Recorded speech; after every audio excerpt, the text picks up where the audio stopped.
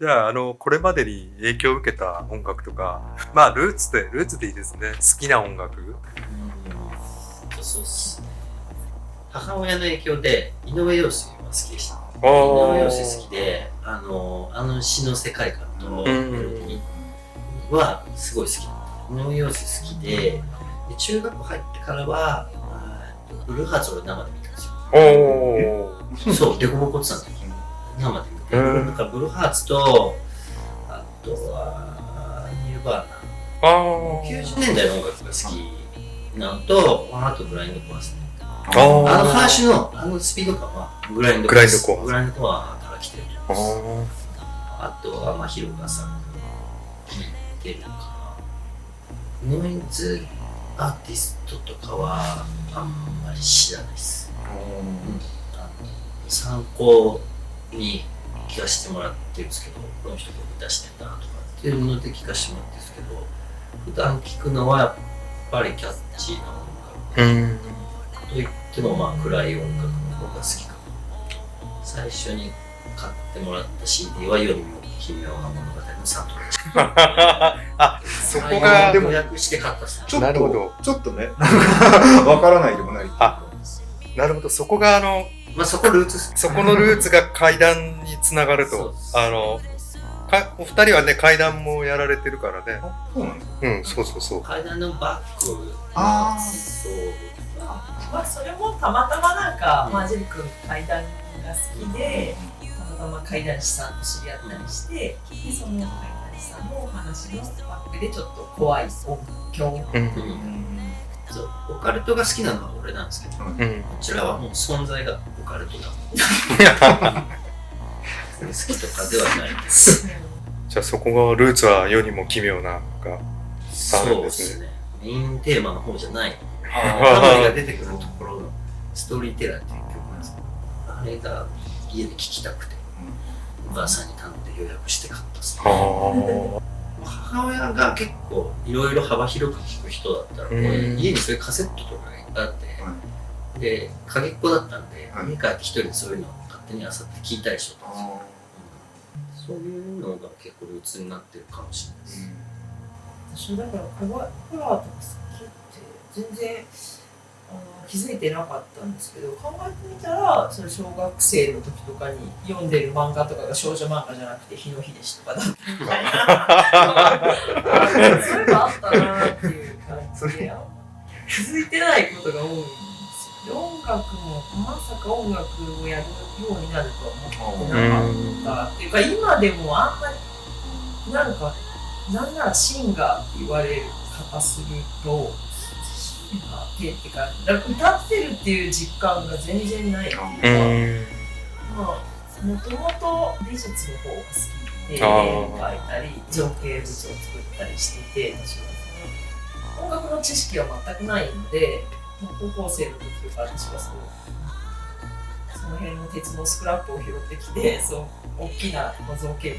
たりとかするようなことをやってたんですけど、もともとそういう造形をやりながら周りでパンクバンドをやっている人たちが結構いたので、そういう、ライブに行くようになって、自分がそこで造形で作っているような感情を音楽音で表現するとこういう感じになるかなっていうのを想像したりしてて、だからなんかのバンドがかっこよくてとかそういう影響を受けて始めたっていうことが全然ないから、周りでバンドをやってる人たちの感覚と全然違ってて、本当に表現方法として今もそうなんだけども、アートをやってるっていうか作品を作ってるっていう感覚で、ライブもやってるし、作品も作ってるっていう感じで、本当に何影響を受けたかって言われると知るのが難しくて、そういうので流れでパンを知ってハードコアとか、クラス系の音楽とか好きだったんですけど、その造形でやってるようなこととすごく近いって思ったから、自分が音楽をやるんだったらこういう感じかなっていうのは、そういうクラスとか聞いた時は思いました。楽器もやってみたけど、一番やっぱりなんか自分が表現できるのがボーカルかなっていうので始めたけど。でもなんかクラスっぽいかもね。そうですね。そのアート的な捉え方が、うん、あと樹君のさっきのトラックの作り方とかが、そういうのがやっぱお二人ともルーツが出てるなっていう。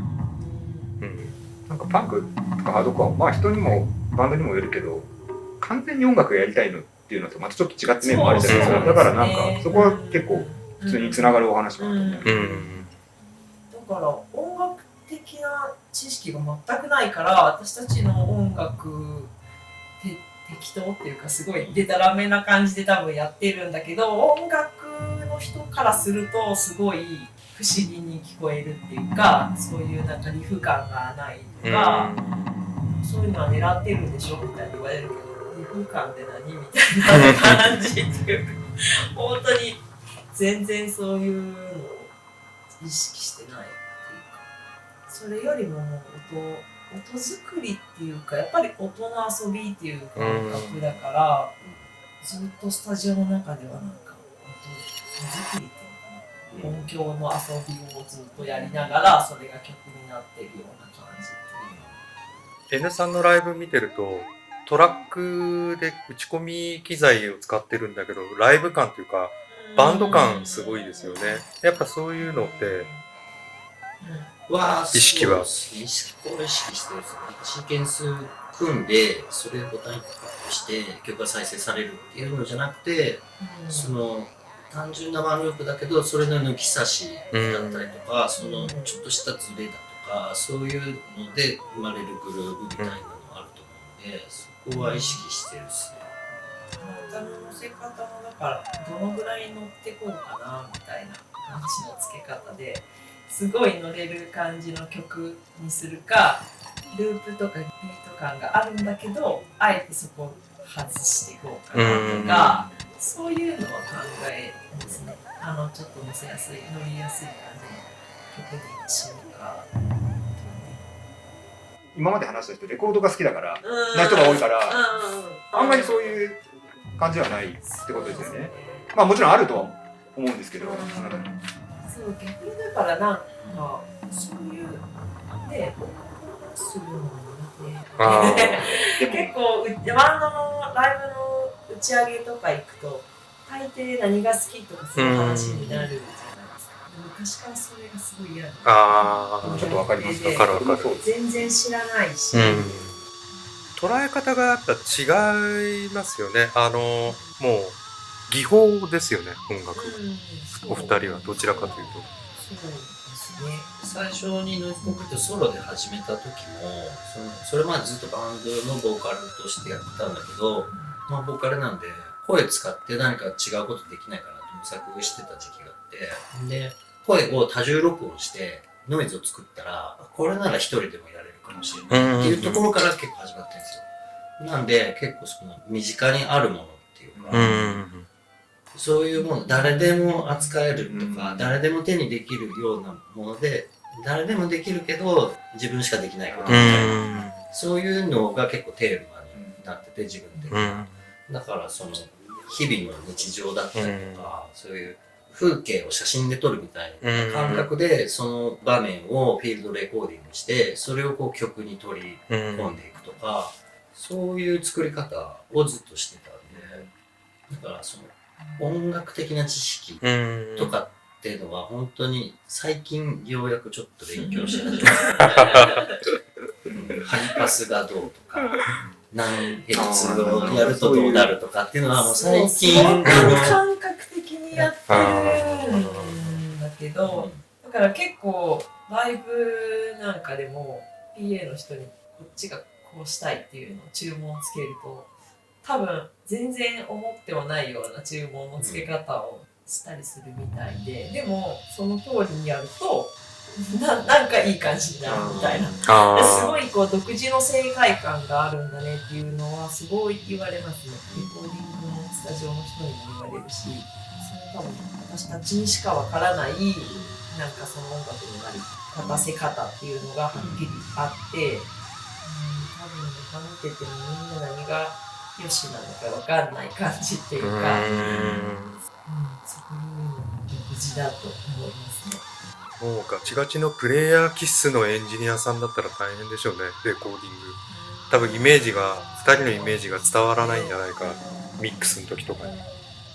だからなんかサンプリングとかも余分な音域っていうか、そういうのが結構含まれてたりするんですよ、そのサンプリングに。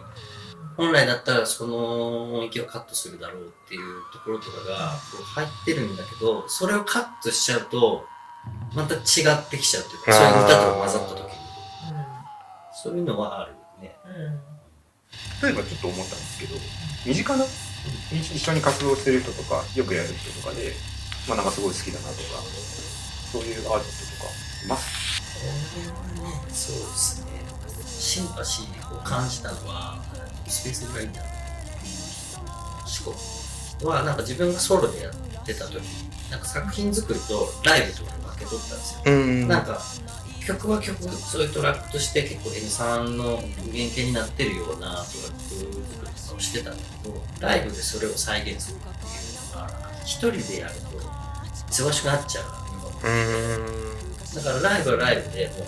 う分けてて、そのハッシュノイズを3分ぐらいやって物を壊すとか、そういう感じのパフォーマンスをやってたんですよ。なんか破壊衝動を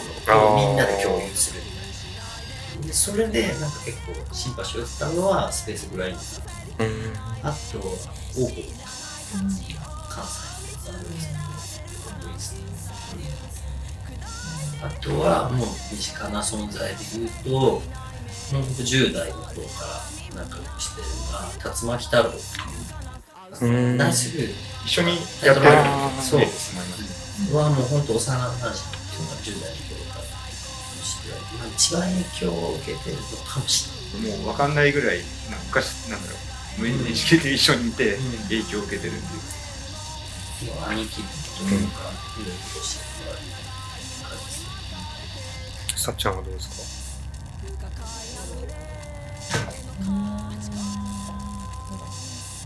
いなければいなければいない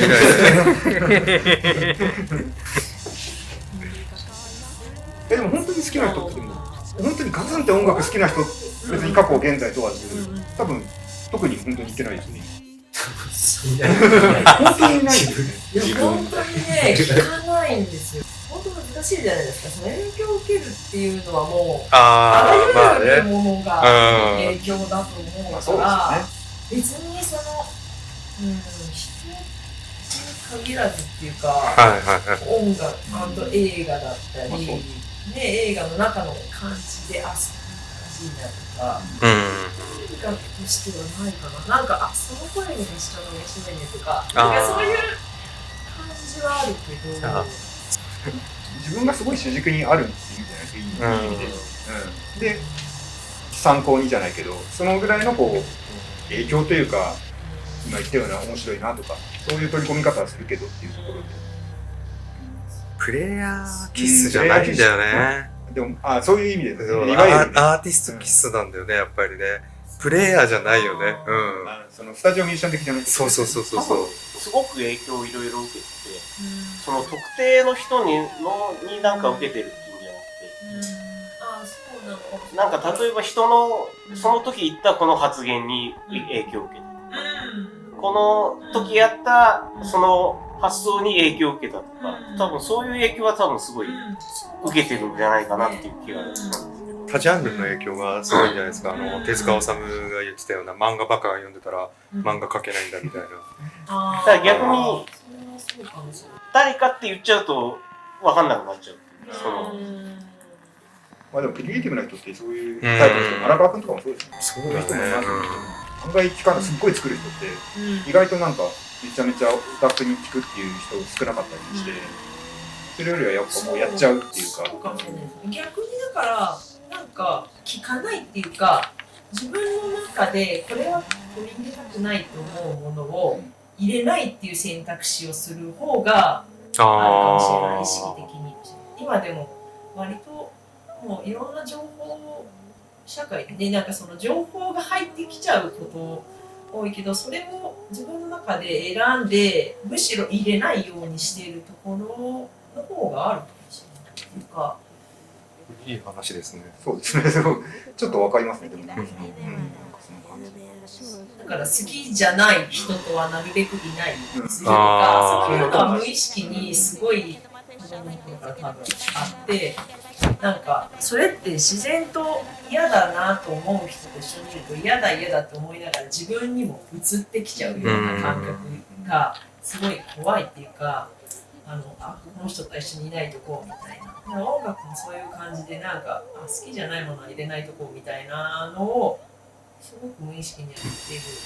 ものはあるかな。